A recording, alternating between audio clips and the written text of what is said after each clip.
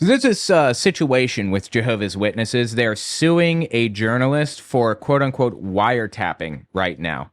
It's a fascinating legal story. If you're interested in like the legal field and how it works and everything, stick around for this.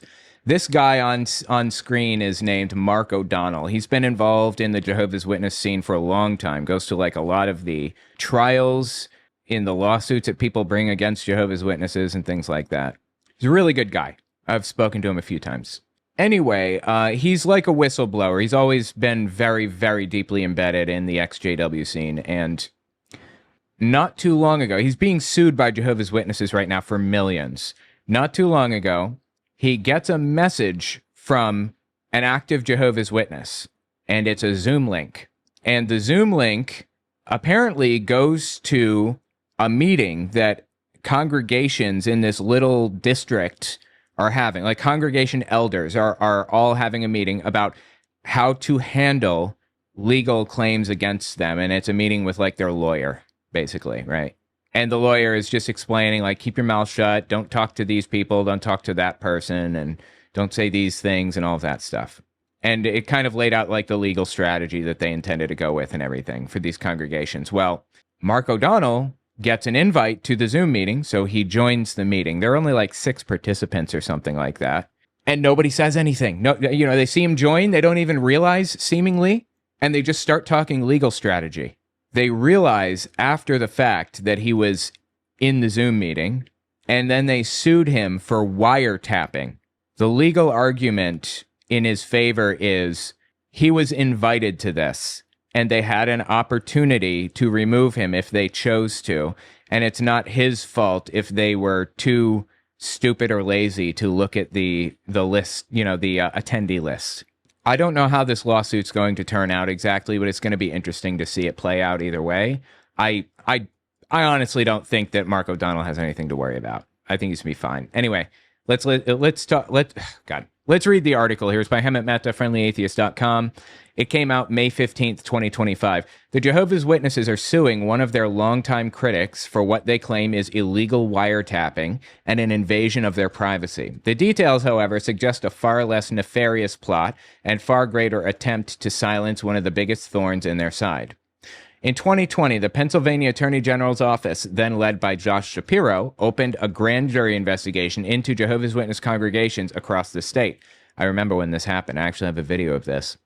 Much like Shapiro did with the Catholic Church, he wanted to prevent the use of children, and there was reason to believe JW leaders were committing crimes against kids and covering them up. Even more damning, they kept internal records about people accused of sexual abuse, but refused to share that list publicly, even though it could have prevented future problems. Now, let me just show you the clip that happened here and explain this whole list of accused people. This is from 2023, actually. So this is even more recent. This is the Attorney General of Pennsylvania, Michelle Henry, announcing charges in Jehovah's Witness child sexual abuse case. We're good? Well, good morning, everyone. We are here today to announce that the 49th Investigative Grand Jury has voted on and approved presentments for 5 individuals. I believe that this is the result of, like, the investigation that was opened by Josh Shapiro into Jehovah's Witnesses, Who have committed sexual abuse against children throughout Pennsylvania. Like, why would Jehovah's Witnesses fight against something like this? Honestly, why not work with them? These cases, as all of them are disturbing and sad. But this one, in particular, digs deeper. Because in this case, all of the defendants and all of the victims come from the same religious organization, the Jehovah's Witnesses. Some of these defendants even use their faith communities to prey upon the victims. By the way, guys, check out my new shop, owenmorgan.com/shop. I have a bunch of really cool designs on there. Yeah, let me explain that real fast. They have the 2-witness rule. They have had the 2-witness rule for like ever. And the 2-witness rule stipulates that there have to be either two witnesses to a crime or two victims to a crime, only in cases of child sexual abuse. The victim thing only applies in CSA cases. In every other case, if a crime is committed, say somebody steals something from your house, there have to be two witnesses to that specific crime for it to be investigated or believed by Jehovah's Witnesses. If there are no witnesses to it, say witnesses to testify to the fact that like the person was at the house and could have done it, for example, then it's like it never happened. That same rule applied to cases of CSA in the organization until they started getting pushback on it because of like lawsuits that started coming forward because of things that happened in the 1990s. So they changed it from two witnesses have to be there to it can be two separate events with two different victims. But if there aren't two victims present or two witnesses to the crime, then it's like it never happened. And that led to many cases where an abuser would take advantage of a kid. When it was reported, he would move to a different congregation and nobody could say anything because it's as though it didn't happen, right? He'd move to a different congregation and he'd abuse another kid. And the congregation that he was actively in when he did the first abuse can't tell the next one because it's like it never happened because there's no, there's no second witness to it. So there are cases where people would go from congregation to congregation to congregation abusing children and leaving like wreckage in their wake, and nothing could be done about it because Jehovah's Witnesses had that rule. So Jehovah's Witnesses changed the rule a little bit, again, to be such that they now write down on a big-ass list any instances of accusations against somebody, and they keep this list at their headquarters. So when somebody is accused of this, the elders call the branch office and they say, this guy was just accused of taking advantage of this kid. And the branch office looks into it and sees if they're on the list, this person. And if they are on the list, then they can start, taking action on this. But that means there's a list. That means the branch office, the headquarters, they have a list of all the abuse accusations ever made, basically, at least since the 90s. So courts wanted them to turn this list over. Obviously. Why the f*** wouldn't they? Right? Just because someone's on the list doesn't mean they're guilty of it, but it should have been reported in the first fucking place. It should have gone to the cops in the first place to be investigated. Now they're cold cases. Now we have no way of finding some of this stuff out when we could have before if we had just investigated from day one. Jehovah's Witnesses are not police investigators. They do not have access to like DNA evidence and shit. They should have turned it over to the police in the first place, who can do real investigation, subpoena witnesses and stuff. So anyway, that's what the whole thing is over. What Hemant Mehta was saying here. They kept internal records about people accused of sexual abuse, but refused to share that list publicly, even though it could have prevented future problems.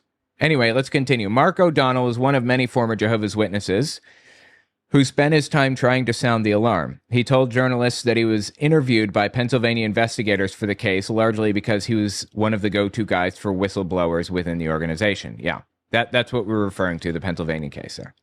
In 2022, Shapiro announced criminal charges stemming from the investigation. 4 men were charged with taking advantage of a total of 19 victims, even including their own children. Many more charges would follow. At least 16 people have now been charged in these investigations. Thing is, Jehovah's Witnesses are not more prone to this problem than other groups. Jehovah's Witnesses are not just inherently, people that would take advantage of children. They're not any more than like any other group. That's not what I have a problem with. I have a problem with the fact that they're not protecting victims that will inevitably come forward. They're not protecting people from these vile, disgusting acts when they could. They would lose nothing to protect people, like children. Like, what the fuck is wrong with you? Why would you do this? You look worse now. You were trying to protect Jehovah's name or something? You think this helped? As you can imagine, that created all kinds of concerns for the JW congregations within Pennsylvania, not about the victims, but about their legal liability. So in February of 2023, representatives from 11 JW congregations in Montgomery County arranged a conference call with 2 of their lawyers. I think I'm in Montgomery County. I'm not sure. I moved to Pennsylvania from Manhattan recently. One of those representatives, it turns out, sent the login information to O'Donnell. Why? We don't know. Who? No one's talking. So O'Donnell jumped at the opportunity to find out what was happening behind the scenes. He listened in on the call using his personal phone, then discussed what they had said during a YouTube live stream later on. While that video had since been taken down, online comments suggest that, among other things, the lawyers discussed a litigation hold with the JW leaders, telling them to preserve their documents and not to destroy anything. They also discussed how settling the case would work. Here's the question. Did Mark O'Donnell break the law when he joined that call? That's what the witnesses are now alleging.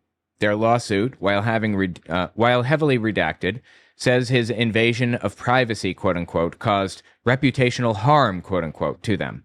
Give me a fucking break. You know what causes reputational harm? You not just reporting these cases to the police. It says his invasion of privacy caused reputational harm to them, which is quite a claim given that this is all happening because Jehovah's Witnesses may have committed sexual abuse and their leaders may have helped cover it up. Oh, they absolutely did.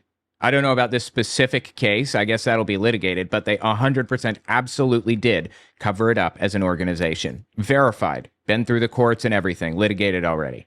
They also say it's now difficult to chat with their attorneys over Zoom because Mark O'Donnell, made them have to meet in person to avoid additional interceptions. Apparently, it never crossed their mind that they could always verify who's on the call before opening their mouths, or just not give the login information to people they can't trust.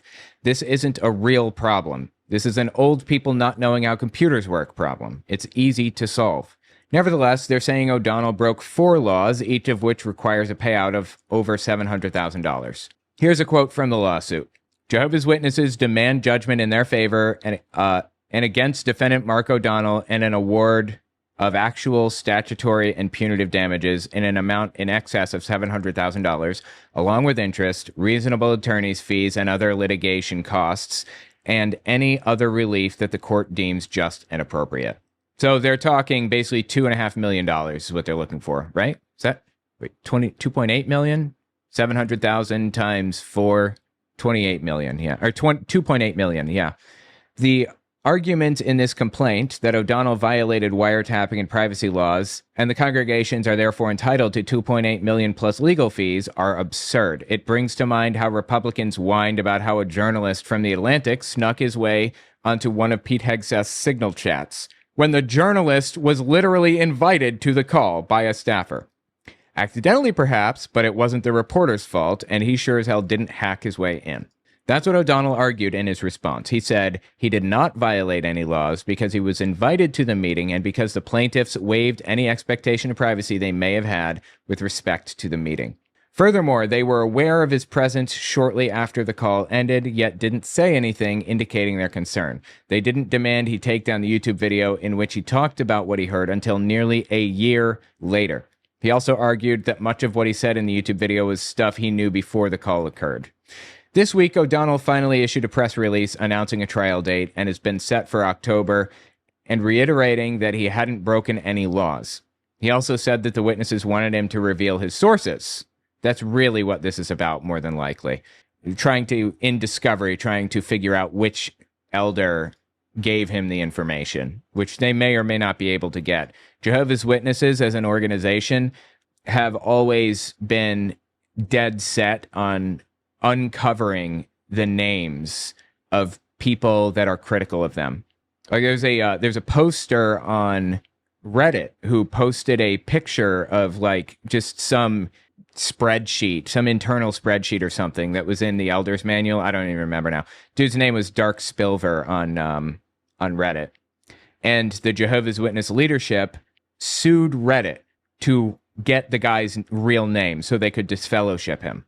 I mean, it's like real disturbing shit, like how low these people will go to accomplish their goals.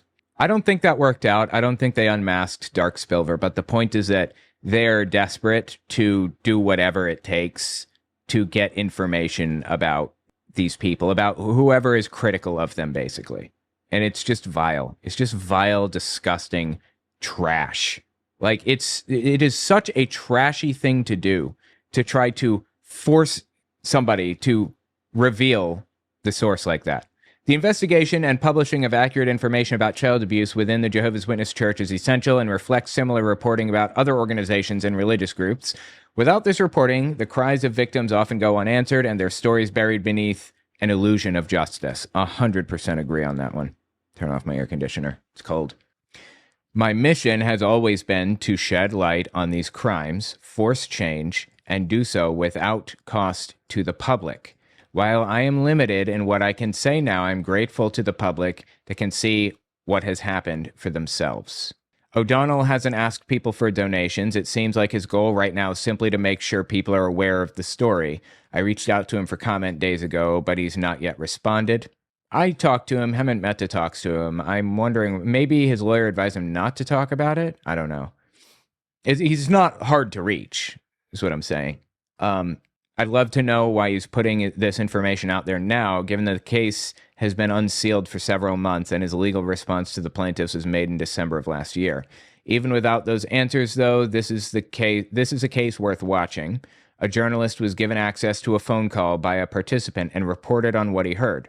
Now, a wealthy religious group is trying to bankrupt him and scare him away from the work he does. And more importantly, find out who the source was. I believe that's probably their primary concern right now. They want to disfellowship the person. It's appalling behavior from a group of people who are only on that call because they were trying to figure out how to deal with allegations involving the sexual abuse of children committed or covered up by their own leaders. Instead of looking in a mirror and confronting themselves, they're going after the one person in this whole story who's doing everything in his power to protect survivors and prevent further abuse. That's the story. Anyway, Mark O'Donnell is awesome. He's been doing God's work, if you will, for a very, very long time. And the guy is just the shit, man. He's just the shit. And it's definitely the type of case that we need to follow. We need to watch closely. Because every time some, right is taken or some barrier broken down by these scumbags, that is religious nutcases generally, who are trying to cover their tracks when they break the law, every time some right is broken down, we all lose that right, that protection. All whistleblowers lose legal protections when one of them is, unmasked. Yeah, tell me what you think about it in the comments. Absolutely wild.